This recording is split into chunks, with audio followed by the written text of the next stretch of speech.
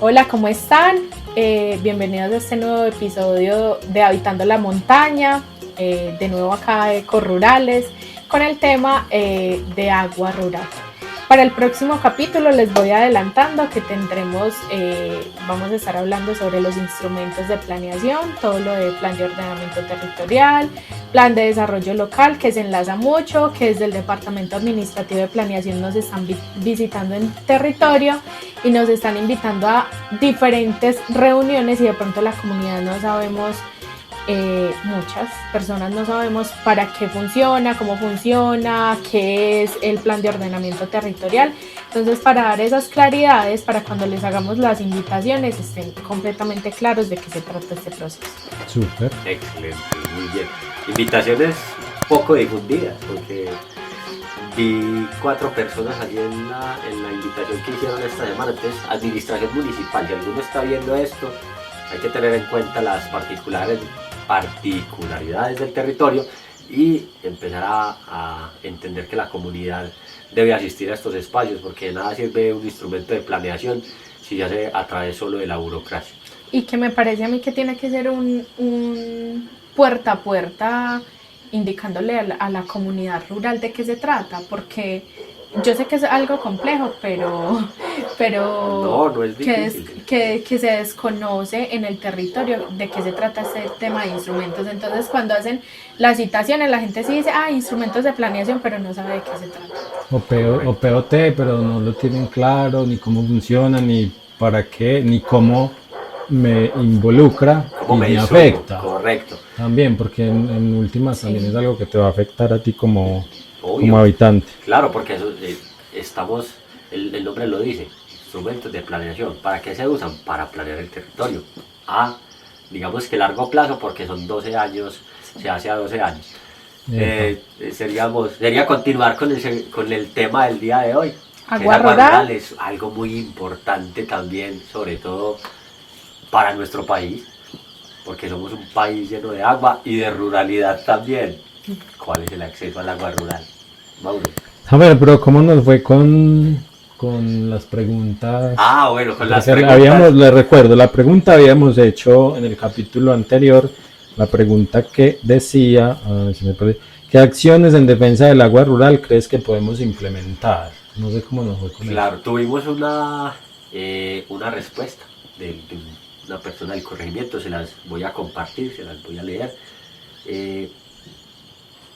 Nos dice Joan Torres 6793, nos plantea 3 puntos. El primero es que una acción muy buena es la compra de predios para la protección de fauna y flora y obviamente de las fuentes hídricas. La segunda son salidas de reconocimiento por parte de las administraciones y de nosotros también para conocer, entender, reconocer y apreciar los tesoros que tenemos en el territorio, y la generación de asociaciones de las comunidades para la conservación y la protección. Súper. Interesantísimo. Y ahí en la segunda, donde hablas de salidas a recorridos, es también invitar a la gente que llega nueva al territorio a que hagan la tarea, Claro. De andarse el territorio. Por ejemplo, no sé, en el caso de, compro un predio y sé que tiene agua, pero ¿de dónde viene? ¿Cierto?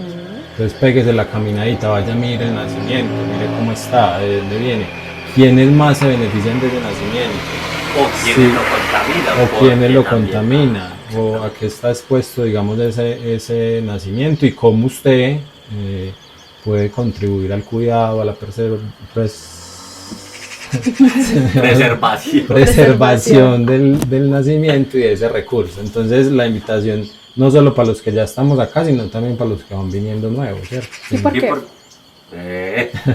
Sí, porque los que llegan nuevos, como que no tienen ese sentido de pertenencia tanto por el territorio, llegan como, ya llegué, ¿Qué hay más y lo en que hablábamos la otra vez, llegan con una dinámica urbana, o sea, Oh, con una mentalidad urbana a habitar un territorio netamente rural? que es rural, ¿cierto? Claro, se encuentran con un choque ahí de paradigmas entre lo urbano y lo rural.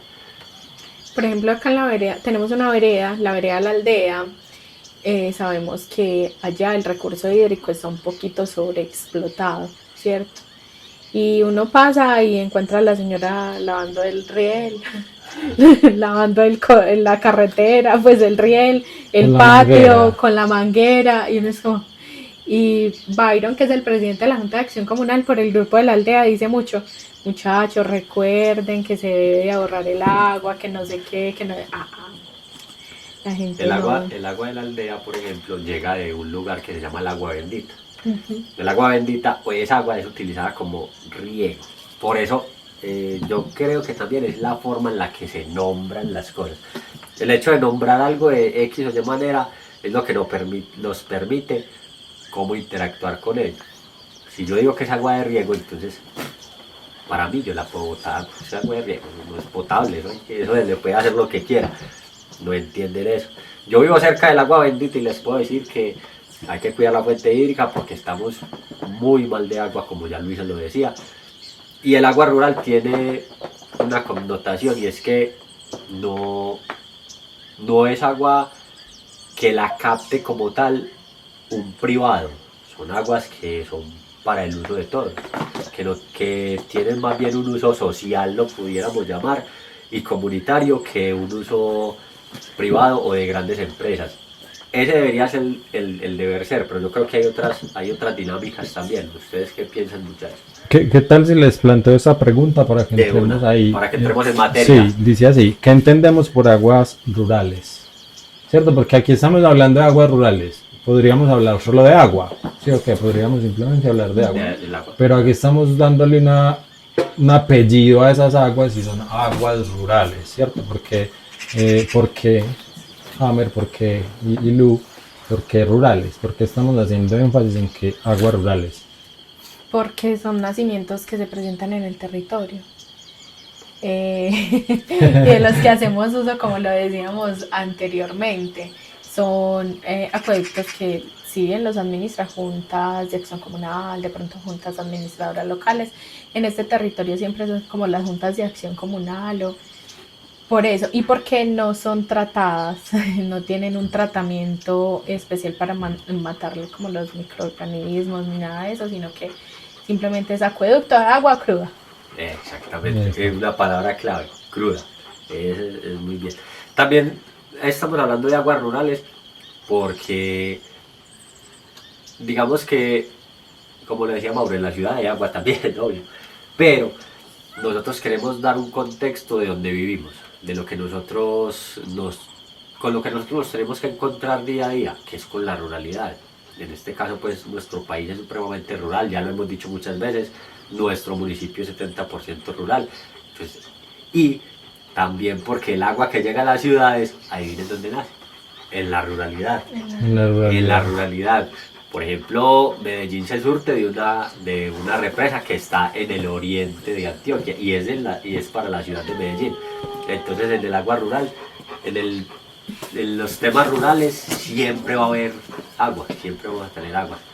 Y estaríamos hablando entonces de una dinámica muy distinta al agua como Claro. la conocemos desde la ciudad, porque entonces ya estamos hablando no solo de agua cruda, de nacimientos, creo también que cómo se dispone el agua después de uso, o sea, cómo la devolvemos, entonces hablaríamos ya de pozos sépticos, aguas residuales, Trampas de grasa. trampas de grasa, también está el otro tema de agua de riego, entonces por ejemplo, ¿qué es un agua de riego y para qué es un agua de riego? ¿Cuál es la diferencia entre si tengo agua de riego o agua veredal o del acueducto O del veredal, acueducto, ajá. ¿cierto? Sí. ¿Cuál es para qué? ¿Cuál es también lo que hemos hablado en otros espacios de captación de agua? Entonces hablamos de agua lluvias, ¿cierto? Entonces cuando hablamos de agua rural no estamos hablando solamente del agua potable que abrí la llave y me llegó y me la tomé.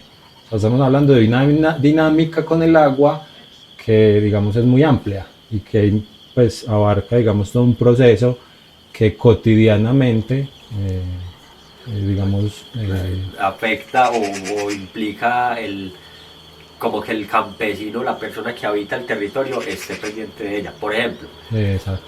en la ciudad usted lo acaba de decir, abre la llave y le sale agua y usted va a hacer sus cosas.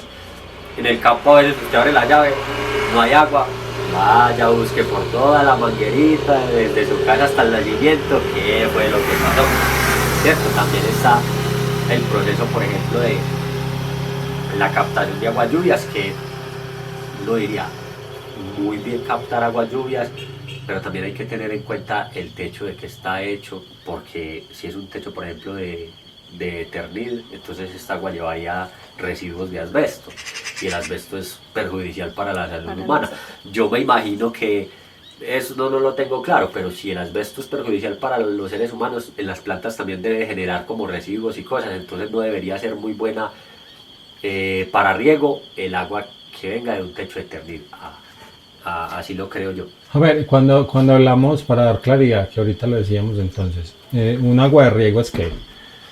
Un agua de riego es que se utiliza para, en época de verano, los cultivos que se tienen en las fincas, poderlos sostener cuando no se llueve. Usted la recolecta o la toma de un nacimiento y mediante ciertos procesos genera que los cultivos estén siempre permeados por el agua.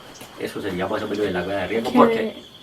Perdón, que de hecho el agua de riego es considerada como un agua más sucia, no tan apta para el consumo de las personas, ¿cierto? Pero en realidad si vamos a mirar en el territorio, pues toda el agua es sucia, toda el agua es de riego, hasta la que consumimos. Pero esa es una connotación fea, sucia, no. Bueno, es una cruda, dejémoslo en cruda como ahorita. En cruda, agua sí, cruda. Sí, porque el agua sucia del todo tampoco, ¿no? Por eso le llamo al agua. Me disculpo. Por ejemplo, en la aldea, lo que yo les decía, el agua bendita. Imagínense, se llama agua bendita. Y les voy a contar rápidamente la historia de por qué se llama agua bendita. El agua bendita nace a un costado del Camino Viejo de Occidente, o Camino Prehispánico. Cuentan las leyendas que en algún momento pasó un sacerdote por allí, iba supremamente cansado, con mucha sed, y tomó de esta agua y dijo, no, esto, agua bendita. Y desde allí se le pone esta connotación. Es un agua que la capta el páramo de las Baldías, pero viene a nacer en esta parte del corregimiento. Entonces tan sucia no es, porque era como un proceso de filtración natural. Y bueno. Ok, porque entonces ahí hablamos del agua en un proceso de producción campesina. Correcto. ¿Cierto? Hablando básicamente de eso. Entonces podemos hablar de que el agua en el entorno de lo que es producción, transformación, porque inclusive los procesos de transformación también requieren de agua. Claro. Entonces ahí ya tenemos un vínculo también con el agua que requiere también atención, porque igual es generalmente los procesos como esos o industriales o de transformación requieren grandes cantidades de agua, ¿cierto? Y en un territorio donde el agua es limitada, ¿cierto? O sea, ahí o sea, no nos alcanza para todos, pues pensar en una empresa, que es lo que hablábamos, que ahorita vamos a tocar el tema de lo que son las multinacionales, ¿cierto? Cómo entonces entra una disputa por el agua entre quienes necesitamos el agua para el consumo local en la casa, el diario, y quienes necesitan agua para una producción o grandes extensiones de cultivo. Entonces, claro, no solamente esto, sino por ejemplo que el agua rural, digamos en una zona minera, también sufre consecuencias. Entonces el agua rural en una zona minera se llena de mercurio porque tenemos un montón de personas haciendo este proceso. Entonces el agua rural tiene un montón de connotaciones que la verdad nos tienen que poner a pensar qué está pasando en nuestros territorios, cómo estamos cuidando el agua, qué estamos haciendo para protegerla. Si llega, voy a decir, una empresa multinacional que hace bebidas azucaradas a nuestro territorio, tendría que captar mucha parte de agua para poder generar ese proceso, y comunidades agua abajo se empezarían a quedar, o río abajo más bien, se empezarían a quedar sin el precioso líquido porque es fundamental. Entonces las multinacionales también cumplen como esas facetas de captación o cooptación del recurso, porque se apropian de ellas. En Bogotá hay un proceso con una de esas compañías que tiene a unos muy ricos sufriendo por el agua. O sea que estamos hablando de que no solamente nos toca a algunos, o sea, el agua es un tema de todos, no todos. importa el estrato, es un tema Sí, que, no en solo el que los todos nos campesinos. tenemos que sentar a hablar y a llegar a acuerdos Y a defender. Sí. y a defender. Por Epa, ejemplo, los que no sabían, en Palmitas tenemos páramo. El Ah, páramo de las Montemenes, Baldías. claro. El páramo de las Baldías está ubicado entre Bellos, San Félix y pues el corregimiento como tal, pero es un predio que actualmente es privado, es de un privado. Y con lo que decía el comentario del muchacho Joan Torres, Ah, sí. me parece súper interesante porque él decía, ¿cómo podemos cuidar el agua? La podemos cuidar en que se compren lotes de grandes extensiones de donde nace el agua. Ese sería uno, por ejemplo. Lo debería de comprar Corantioquia, deberían de hacer como un proceso para que conserven ese lugar, porque si bien pues, uno sube al páramo y pues no tiene los cuidados que se debería de tener por las personas, ¿cierto? Porque de alguna manera, a pesar de que es un predio privado, las personas sí suben, sí ingresan al lugar y no sabemos qué afectaciones le pueden estar realizando al suelo, cómo se puede estar afectando en el nacimiento de la fuente hídrica. Y de hecho de allá de ese páramo es que sale mucha parte del agua a parte de la ciudad de Medellín, nace el agua, trae el agua hacia el corregimiento. Y bueno, sí, hay que pensarnos el agua, desde dónde viene y cómo la estamos cuidando y qué impactos están generando, ¿cierto? Porque actualmente allá nace el agua, pero con el turismo se está afectando de alguna manera. Nos das pie, Lu, para hablar entonces de esas problemáticas que hemos identificado en el territorio y que queremos compartirles, no para regañarlos, sino para sensibilizarnos, o sea, para que, como decíamos ahorita, construyamos a partir de un tema que nos compete a todos y es el agua. Yo personalmente, por ejemplo, una de las cosas que más me preocupa y que lo he manifestado en varios espacios es la disposición que hacemos del agua residual o las aguas negras de las casas y que está muy ligado a la presión que hacemos sobre el suelo, ¿cierto? Porque entonces cuando hablamos de una casa con un pozo séptico tiene cierta capacidad, pero cuando ya hablamos de 2 casas, 3 casas, 4 casas, 5 casas, casi que en la misma área, con el mismo pozo séptico. Con el mismo pozo séptico, claro. Entonces ya ahí es donde venimos en la disyuntiva, bueno, y entonces ¿qué hacemos con toda la caca que generamos, ¿cierto? Sí. Y se nos vuelve un tema también delicado porque técnicamente o devolvemos esa agua tratada, medianamente tratada para que, digamos, continúe su ciclo natural, o simplemente nos hacemos los locos y que todo eso caiga aquí para abajo, ¿cierto? Sin pensar en que, como decía ahorita Hammer, más abajo hay gente, o sea, más abajo hay fincas, más abajo hay comunidad que se sirve de esas aguas que vienen desde arriba, desde la montaña. Entonces es algo que es en común, o sea, que nos tenemos que pensar en común. Para mí es una de las problemáticas más urgentes dentro del territorio, no solamente, digamos, hablo de la ruralidad, el caso, por ejemplo, también de Medellín, el tema de cómo, como distrito de ciencia, tecnología e innovación, estamos abordando el agua, ¿cierto? ¿Por qué el río Medellín no es navegable? ¿Y por qué, por ejemplo, canalizaron la quebrada de Santa Elena? Porque decidieron que era mejor enterrarla. Con eso nos das pie a algo, Mauro, también, y es el hecho, para complementar un poco lo que decías, nosotros tampoco, digamos, diferenciamos las aguas. La que está llena de caca va al pozo séptico, pero también con la que me baño va al pozo séptico, con la que lavo los trastes va al pozo séptico, cuando deberían ser 2 procesos diferentes. El pozo séptico para residuos orgánicos y realizar un proceso con una trampa de grasas para justamente lo que decías, tratar de volver el agua un poco más limpia, porque con el agua que uno se baña o con la que lave los trastes, solamente digamos que el contaminante más grande es el jabón, ¿cierto? pero si se hace el proceso de la trampa de grasa, ella sale un poco más limpia y se puede volver al ambiente y la misma tierra se encarga de terminar el filtrarlo, proceso. sí, de hacer el Pero resto si de... todo va al mismo lugar, el pozo séptico ni siquiera alcanzaría a tener los microorganismos que descomponen la materia orgánica, entonces estamos peor. Y de hecho que muchas personas tienen su pozo séptico, pero no saben el uso. Deberían no utilizar detergentes fuertes o lo que es limpios porque matan los microorganismos. Dato, ayer aprendí en una visita.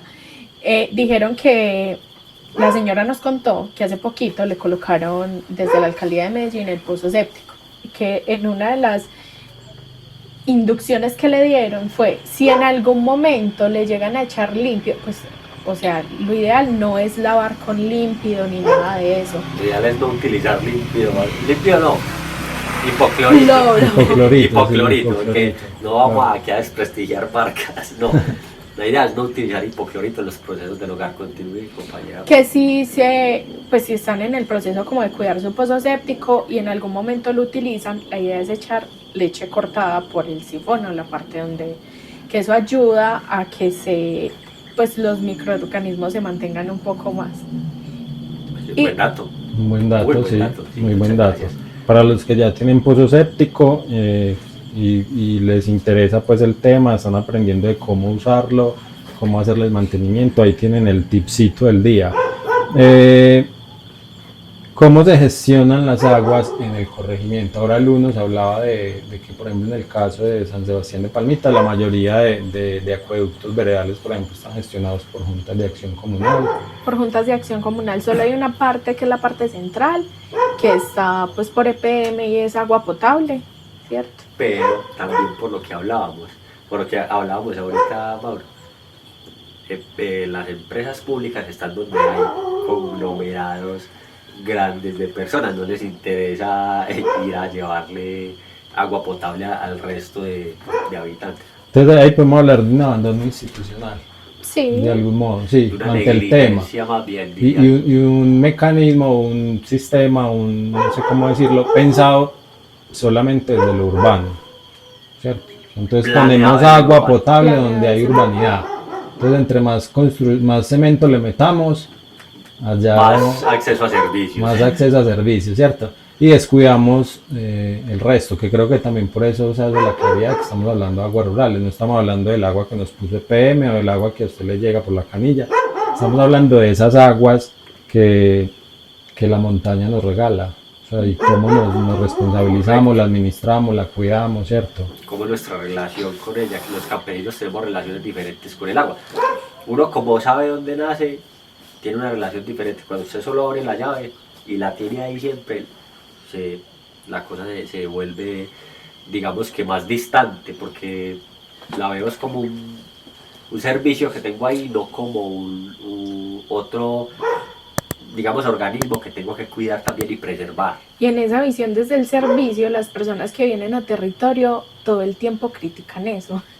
Critican, no, es que acá es agua cruda, acá el agua no es tratada, acá el agua no es buena para la salud. Entonces siempre vienen con esa imagen, lo que decíamos ahorita, de lo rural, de tener el servicio chévere, bueno, pero ¿qué hacemos por mantener como esa ruralidad para que no se vaya como contaminando más el suelo, las aguas, las fuentes hídricas, sino que siempre pensamos en el inmediatismo? Correcto. Les faltó ver el profesor Yarumo. Faltó más del profesor Yarumo, sí. Y sabes otra cosa, que siempre pensamos en los pozos sépticos solo para los hogares, pero qué tal que la gente instalara pozos sépticos, la gente que tiene marraneras, por ejemplo. Porque Pero eso ya es un gran contaminante. Sí, no, claro, pero en Y ese está proceso- bien que desde la administración no van a ir, ay no, te vamos a colocar pozo séptico para tu hogar y para tu marranera, ¿cierto? Pero eso es algo que debería de tener más conciencia como la persona que está en ese O sea, proceso de... no sé, que ahí podemos hablar de otro tema que nos tenemos por aquí, es amenazas al recurso hídrico. Pues ya tenemos el tema de la presencia de multinacionales, puede ser una amenaza. No vamos a decir que está mal, o sea, o que está mal que una empresa quiere hacer un proceso de transformación a partir del agua mientras lo sepa hacer, ¿cierto? Y No, y lo el agua hable no con se- la comunidad y sea algo como, ¿cierto? Pero es Digamos, que ellos llegan a tarbanear y a privatizar todo. sí, Ese es el ese es lío. el tema. O sea, Pero cuando la multinacional llega a imponerse, a tarbaneando a todo el mundo, imponiéndose por encima del derecho al agua que todos, digamos, tenemos. Entonces, ahí, digamos, es uno de los temas que se convierten en amenaza de recurso hídrico. Y ahora, cuando tú hablas, por ejemplo, de las montaneras, que también estamos hablando de un proceso industrial, Agroindustrial, sería ¿cierto? agroindustria, claro. Levante de marranos. No Entonces, vayamos lejos. ¿cómo eso se nos vuelve una amenaza y qué se puede hacer para evitar, digamos, el impacto que generan, digamos, el tener marraneras o el levantar marranos? Pero No, conocí, hace poquito asignaron pozos sépticos a algunas familias. Una familia en el territorio, no voy a decir cuál, que le asignaron pozo séptico y ellos ya en la casa tenían su pozo séptico y era básicamente para eso. Para la marranera. Para la marranera, porque en la parte de abajo hay pues hay un montón de casas y hay fuentes hídricas y en su pensamiento estaba diciendo como que para no perjudicar a los de abajo. Pero yo creo que no sería una solución. Pues yo no soy ingeniero agroindustrial y no soy nada, pero para mí no sería una buena solución un pozo séptico para la marranera. Porque de todas formas el consumo de agua está. Yo diría que un proceso de un negocio porcícola grande lo que tiene que hacer es utilizar, pues saber cuánta agua utilizar, 2.000, 3.000, 5.000 litros en la lavada del lugar, ¿cierto? Y luego hacer un proceso de, ¿cómo le podemos llamar a eso? Readecuación quizá de esa misma agua, o sea, la capta, esa misma agua que usted ya utilizó, la vuelve a tomar y con esa misma vuelve a lavar Y para de hecho que en no tenga que Estados utilizar Unidos lo mucho, lo mucho aplican pero con la con las ganadería. vaquitas. Ajá. con la ganadería. Cuando son estabuladas, eso hacen. Ujú. Cogen y un montón de agua, llega a un pozo, ese pozo como que le elimina los sedimentos y luego la bombean otra vez y con esa vuelven Y y lavan. vuelven y lavan. Eso sería lo O sea, fundamental. estamos hablando entonces de un aprovechamiento Cíclico del agua. O sea, no es solamente correcto. como estar captando agua que puedo lavar. Eso, Sino que lavo ya y tengo agua para lavar constantemente y no tengo que estar consumiendo agua limpia o agua cruda o agua potable, si es el caso, Ajá, para limpieza. para limpieza.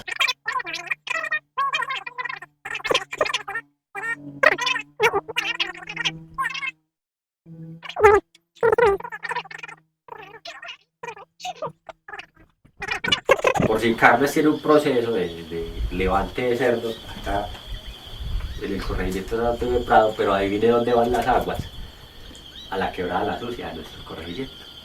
Ese es el lío, que está bien que aprovechen, está bien que lo hagan, pero todos esos lixiviados de las marraneras van a caer a las fuentes hídricas, que va a la vereda que alimentan la vereda La Sucia, luego esto llega a San Jerónimo.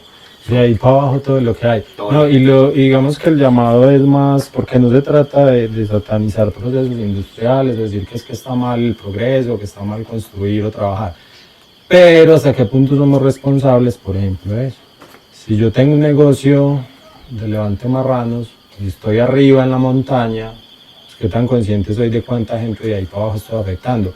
Gente que de por sí, y también pues hacemos la claridad en el corregimiento, la mayoría de gente, digamos, que vive para lo que es La Sucia, en parte creo que de La Potrera, no tienen sistema, o sea, no tienen un agua fija y dependen de nacimientos, Claro. de nacimientos o de la quebrada, y pues obviamente ese es el agua que consumen y que necesitan. Entonces, ¿hasta qué punto estamos siendo, digamos, benévolos con los demás, ¿cierto? Y siendo conscientes de que el agua no solo es para mi beneficio, sino que también es para el beneficio de Lu, para el beneficio de Hammer y de quien siga de ahí para abajo, ¿cierto? Correcto. Entonces, más que el llamado a esta empresa, no es para que nos cojan de enemigos, no queremos enemigos, es más para que se pellizquen y se pregunten, bueno, ¿qué estamos haciendo con el proceso y cómo lo podemos mejorar?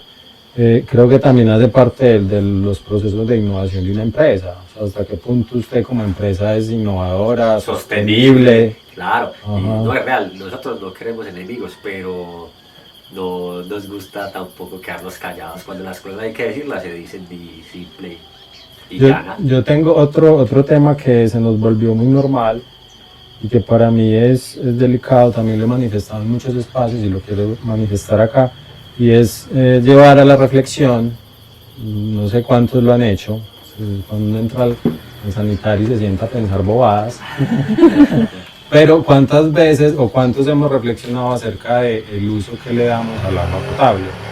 Entonces, por ejemplo, para mí es increíble que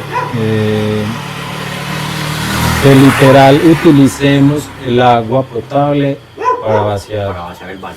vaciar el baño.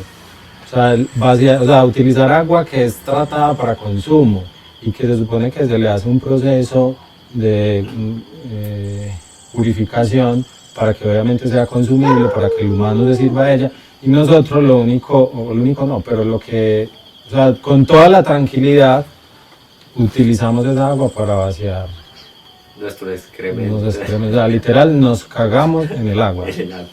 O sea, Potable. literal, en el agua potable. Sí.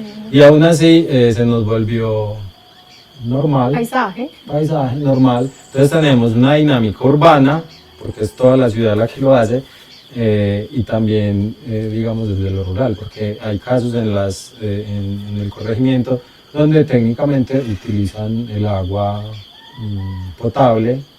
En la centralidad, por ejemplo.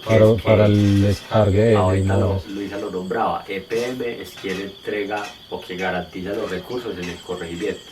En la centralidad, en la vereda central, que es el lugar que está como más poblado. Ellos descargan sus sanitarios con agua potable. Y lo peor, EPM lleva con ese acueducto yo creo que más de 30 años y no ha podido hacer una petar. Bendito sea mi Dios. Ahí es donde está la cosa. Aquí es que tenemos nosotros también como habitantes del territorio empezar a hacer presión, a ejercer nuestro derecho a disfrutar de un derecho colectivo justo, que es disfrutar de un ambiente limpio y sano.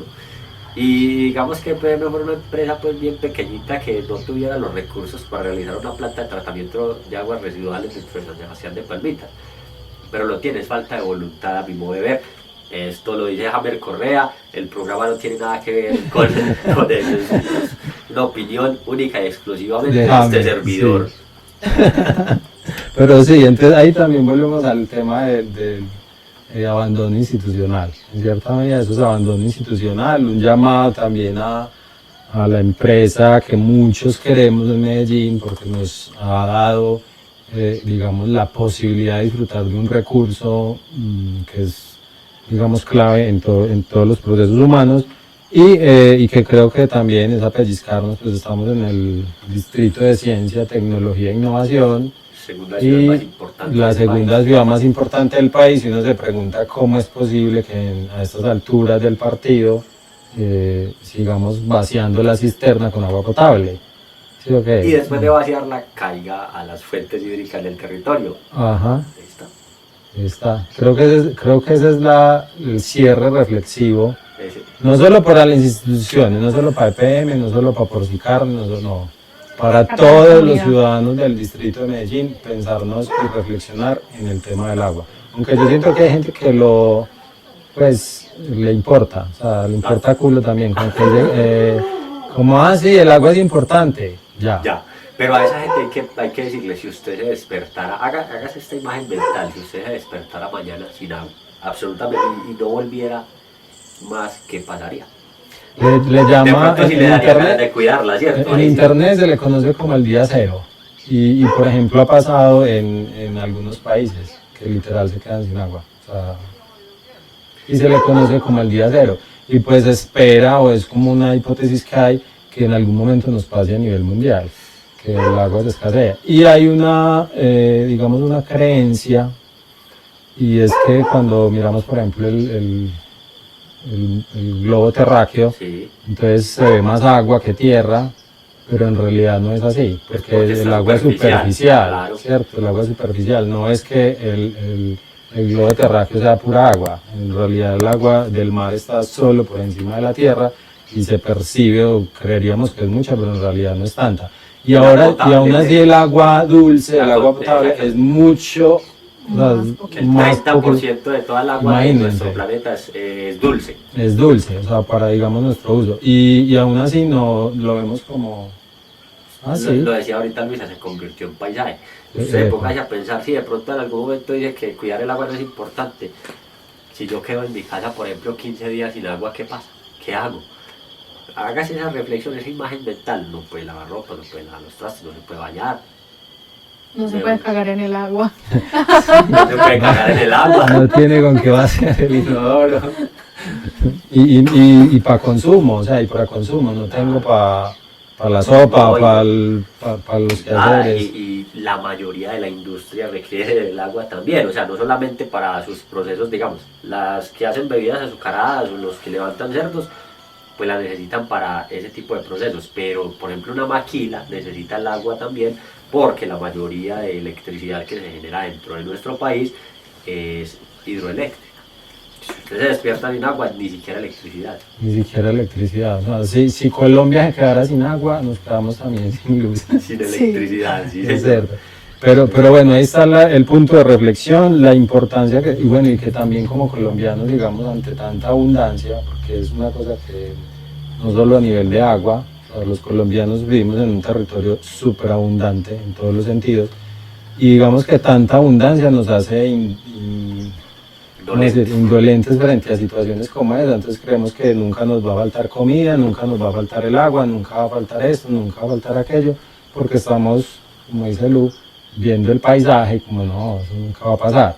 Pero vaya usted a saber con tanta locura climática a qué nos podemos enfrentar. Claro. O sea, no estamos...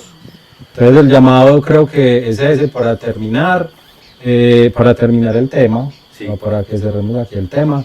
Estaba viendo acá que no tenemos pregunta para el próximo tema, no sé si... Pero yo creo que hay algo y es, como vamos a hablar del plan de desarrollo territorial, ¿cierto? Y el plan de desarrollo local, ¿qué les gustaría a ustedes, los que nos ven en este momento, que se tratara dentro de ese proceso?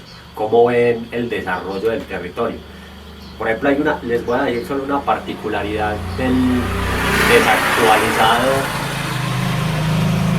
paupérrimo, podemos llamar plan de ordenamiento territorial, pero local de nuestro El territorio. desarrollo local. Exactamente, el plan de desarrollo local de nuestro territorio. El último no tenía, por ejemplo, ningún enfoque de género. Entonces no había cómo invertirle recursos a los procesos de feminidades, no había cómo invertirle recursos a los procesos de las personas que se identifican con otro tipo de cosas. ¿Cómo se hacen pues si el plan de ordenamiento y el plan de desarrollo local no permite hacerlo? Porque esa es la hoja de ruta, ustedes deben entender eso. Haga de cuenta que partimos acá y vislumbramos 12 años. Entonces todo este proceso que nosotros hagamos como dentro del plan de desarrollo local es lo que se va a hacer con los recursos públicos, porque lo público tiene otras dinámicas. Ahí les dejo esa pregunta. ¿Qué quieren que tratemos ahí? Entonces la damos abierta, que nos escriban en los comentarios preguntas sobre el POT y sobre el PBL, Plan de Desarrollo Local y Plan de Ordenamiento Territorial, esas dos. POT y PDL. Lo que Gracias. quieran saber, tienen preguntas, dudas, Inquietudes. ahí, tin, tin, y la próxima entonces podemos a partir de esas preguntas desarrollar el tema. Correcto. ¿Les parece? Listo. Perfecto. Súper bien. Para cerrar entonces, no sé, ya me dijeron que no, pero yo hago la pregunta. Si tienen anuncios parroquiales que queramos comunicar, yo tengo uno. Por ahora yo no tengo anuncios parroquiales. Yo tampoco. Ok, entonces el que tengo dice, muchas gracias, dice, atención emprendedores de Medellín. La alcaldía de Medellín abrió convocatoria para este 2026 de la ruta del emprendimiento con 700 cupos disponibles para fortalecer emprendimientos y empresas de base tecnológica. Entonces, si usted tiene una idea o un proyecto en etapa de ideación o ya está en proceso de consolidación, este programa le brinda acompañamiento especializado según la etapa del negocio, asesoría técnica personalizada, acceso a banco de aliados expertos y oportunidades. El capital semilla para este 2026 cuenta con 900 millones de inversión. Entonces pónganse en las pilas todos los empresarios, los que están comenzando su negocio, ahí hay oportunidades para recursos y para que potencien sus ideas de emprendimiento. Tecnológico, ¿cierto? Está enmarcado solo en la línea tecnológica. Sí, digamos que uno de los enfoques es que el negocio tenga, digamos, esa connotación tecnológica. Y el apoyo otorgado es más o menos, bueno, más o menos no, de hasta 15 millones de pesos para emprendimientos en preincubación e incubación. Inscripciones en www.rutadelemprendimientomedellin.com. Mauro, déjalo en el encabezado del video. O les dejamos El en link. los comentarios El link, link. ponemos el link En los comentarios. En los o algo comentarios así. puede ser los días. Buenos días. Listo. Muchas gracias. Bueno, hay algo que también se me escapó que no les he dicho, tanto a mis compañeros como a quienes nos están viendo, y es que nos ha llegado, digamos, una propuesta de la comunidad, y es que abramos este espacio a la presencia de la comunidad. Ah, ok. Hay que abrirlo. Hay que abrirlo, entonces quienes quieran participar, quienes se quieran venir aquí a sentar a acompañarnos en este proceso, bienvenidos. Estamos en la Suiza, sector El Venteadero, más exactamente en la finca La Violeta, Pero y que- nos pueden ir escribiendo. Pero quien nos quiera invitar a sus casas, Ah, cambiemos también. de locación. También cambiamos de locación. Acá no damos tinto, pero hoy echamos lengua como un berraco, entonces. Que nos tengan tinto, si nos va a invitar para su casa, pónganme el tinto, que ya les llegamos. Sí. Pero entonces esa es la invitación para que quienes quieran sumarse, quienes quieran venir a acompañarnos, a hacer presencia acá, también que puedan, digamos, hacer sus intervenciones audibles en el espacio. Bienvenidos, y bueno, eso es todo por el capítulo de hoy. Muchas gracias por estar en este espacio. Chao.